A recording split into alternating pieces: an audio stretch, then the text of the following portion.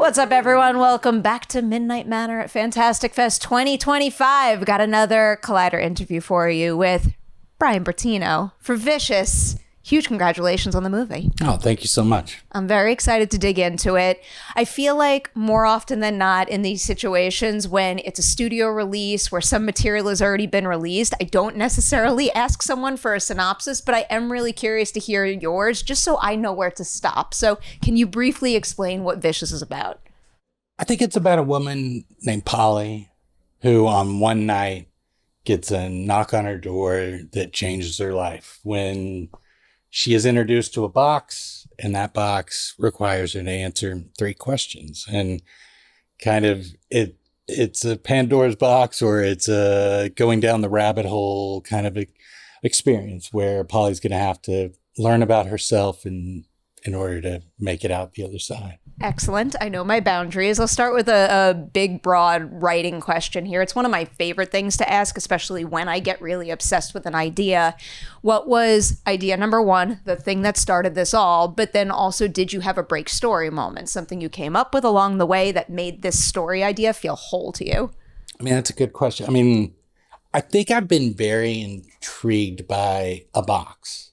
Like, for some reason, that notion of a box being presented to someone has, writers have lists of ideas, and it would always just pop up at, the words, the box, like it. And then I'd move on, I would write something else. And so I think that was a jumping off point. I think for me, when it really clicked was figuring out who Polly was. And, I honestly, I took the name Polly from the Nirvana song, and like the way that song as a kid made me feel just clicked in terms of opening the door to who Polly would eventually be.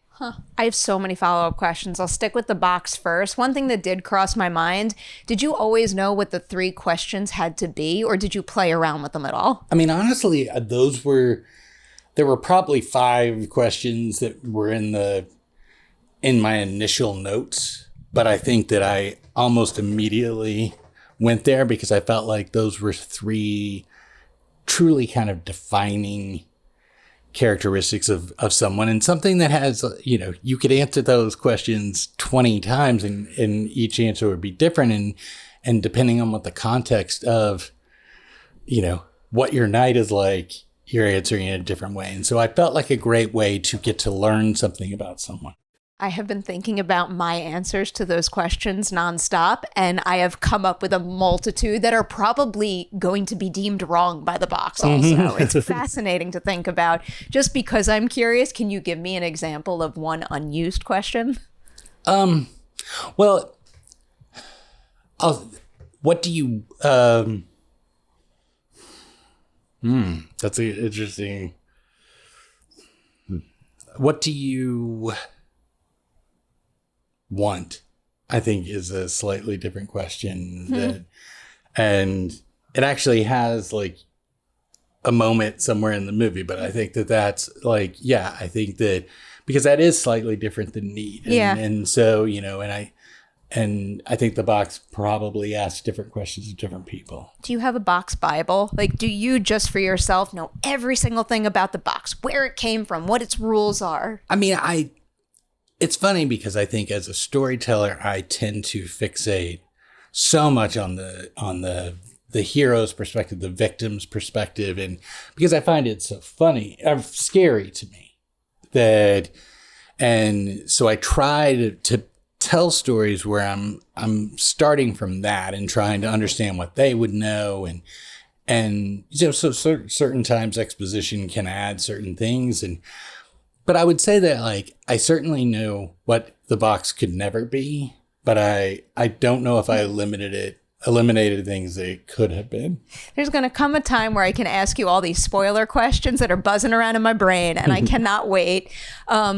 That time is not now. I'm going to veer towards non-spoiler questions about Dakota, who is like really phenomenal in this movie, and she's shouldering a lot. I feel like like the success of this film does hinge on her being able to sell every single ounce of like the fear that is swirling in one's brain in this situation, in addition to the physical challenge that she has to go through. So I guess what was it about her that made you certain that she'd be able to take it to an 11 the way she does? I mean, first off, I was so blown away with what she did. I think if she had given me 80% of what I would have been ecstatic. And, I thought about casting her partly because I knew, there was an old Hitchcock line about like, if you cast Cary Grant, the audience instantly knows certain things about the character when he walks in the room. And so I thought about that, and I was like, people have grown up with Dakota. And so that on some level would educate like their interpretation of Polly. They would have seen her as a child. They would have seen her as, in high school. And so I found that very interesting. And then when she ended up on set, within, I'd say the first few days that we began talking, I all of a sudden knew that I was been given this gift that was really going to change the way that I was even making the movie, because she was so powerful and so talented. And, it's like silly, but it was like, I feel like I compare it to what it's like when I'm watching like a documentary and you're watching someone watch like Bob Dylan play a guitar in 1965 and they're just blown away at his lyrics. It's like I found myself blown away by her and what she was able to do and turn on and turn off in different moments. It was really a stunning thing to be part of. Oh, I totally understand that. I've seen a significant amount of her filmography, and like my jaw was on the floor. I knew she was talented, but I never realized she'd be able to hit these specific types of heights. I want to follow up on something you just mentioned. You said that something about her changed the way you made the film. Can you maybe elaborate on that? I mean, by the end of the movie, it felt like, for me, my cinematographer, Tristan Nyby, who I'd worked with on Dark and the Wicked, and Dakota and I became this kind of pod. And it felt like, in the most exciting way, it felt like we were making like a little indie movie or something. We were 3 people in a room surrounded by cast and crew, but like we were focused and we were able to bounce ideas. And, Tristan said to me at the end, I think one of the great compliments a crew guy could give is he was like, I thought of her as another filmmaker, not as an actress. I just thought of her the same way that he would talk to me. And so, yeah, like I think that we discovered that we just had such a wealth of talent that it would have been silly to not try to incorporate it as much as possible. What a beautiful way to describe how she operates while making a movie like this. I love that thought.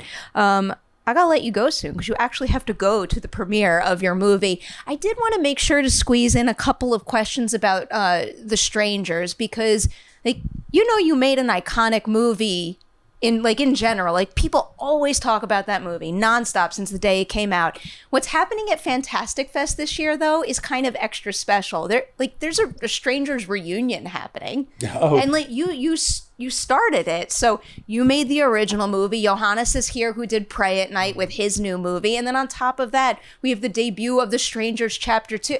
And it all started with you. So I guess the question is, how does that make you feel? Look, I grew up going to video stores where like there were 12 Friday the 13th and a bunch of Puppet Masters and Jason. So it's like these were the horror movies that you saw. And so the idea that you create something that anyone cares about 15 years later, 20 years later, is shocking because, I remember being in film school once and they asked me what I wanted to do. I was like, I want to make one good movie. And everyone was like, that's not a very big goal. And I was like, I think it's going to be a really hard goal because you find yourself just trying as hard as you can to make something that connects with people. So I'm very fortunate to even think that people care at all. It's made the biggest impression on so many people. I'll flip that around to end the interview now because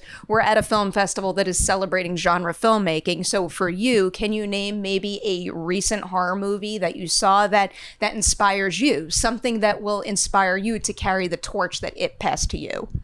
I mean, Saint Maud, which is not super recent, but is a movie that I come to over and over as something that, like, you know, I say, like, the first time I watched it, I was just jealous the whole time. And that's usually the sign that I love something is I'm like, oh, why did I think of that?